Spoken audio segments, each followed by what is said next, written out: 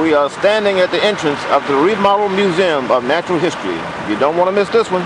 Stay tuned. This is RadioDiary.com.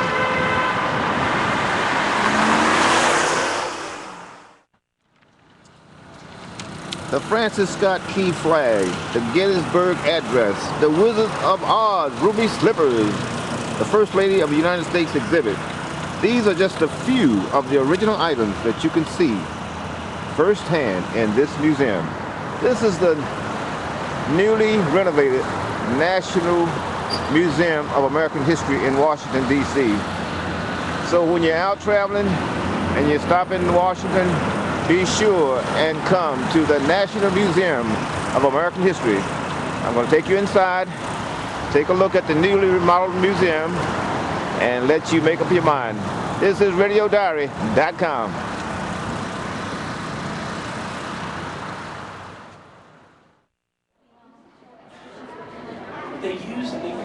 They have this similar.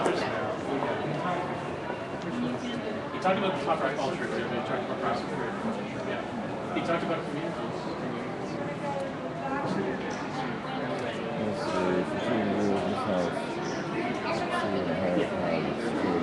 Right. And you think that's a great, it's as good as any children's museum, but it's not kind of. So it was a kind of give with one hand, take with another kind of. But I mean, he made a big point of saying that the popular culture exhibit is just a spray of stuff. It doesn't tell a story about this thing. It's just kind of a smattering. Right. And he said it's basically the whole thing.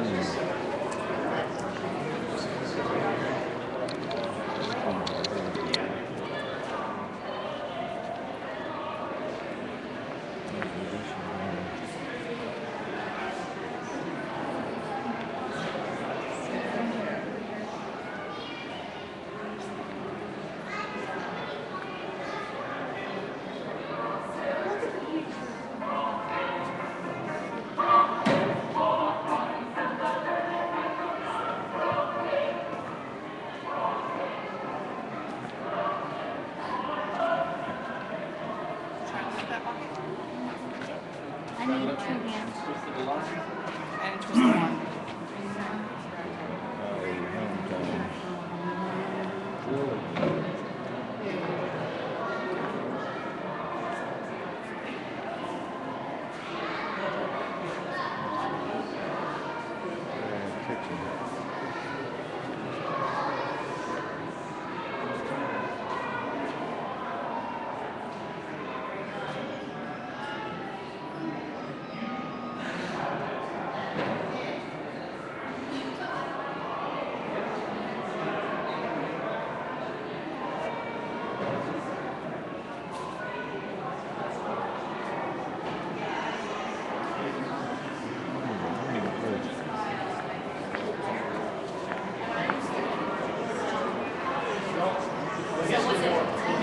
Wasn't a critique of the exhibitions per se.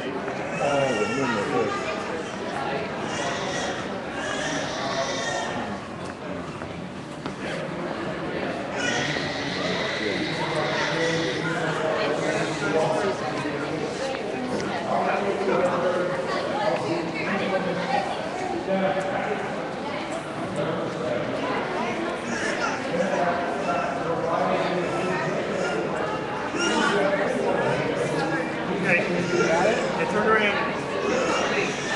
Okay.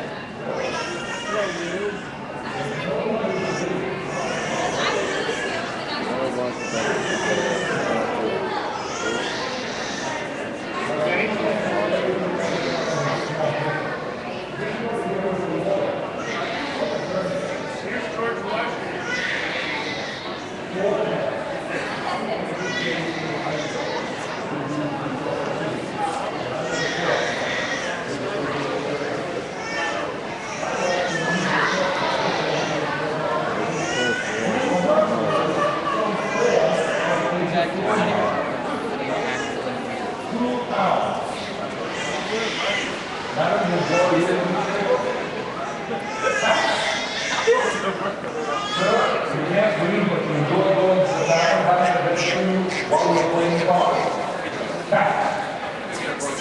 Not only do you enjoy a game of dice.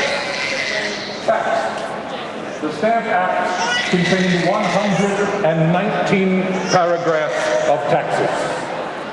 We American colonials responded. We stopped importing British-made goods. We hid the merchants of England in their pocketbooks. They complained to members of Parliament. The Stamp Act was repealed.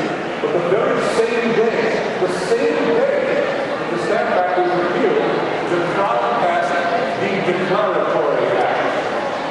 I will lay wager that not one of you has ever read the Declaratory Act. You have, sir? Anyone else? The Declaratory Act stated that the Crown can, in all cases whatsoever, enact legislation and taxes over its colonies. In other words, just because we are repealing the Stamp Act today, do not forget for a second that we will not do what we want to do to you when we want to do it to you. Does it sound like an angry parent telling their child? That's what they want us to feel like. They thought that, like a child, they would say, "What?" and we would all be quiet. That was not the case. Year after year for 7 years, until the event occurs finally on April 19th, 1775. Does anyone know what happened on that day?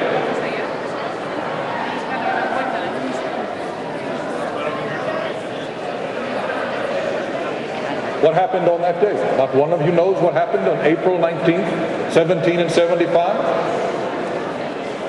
Lexington and Concord.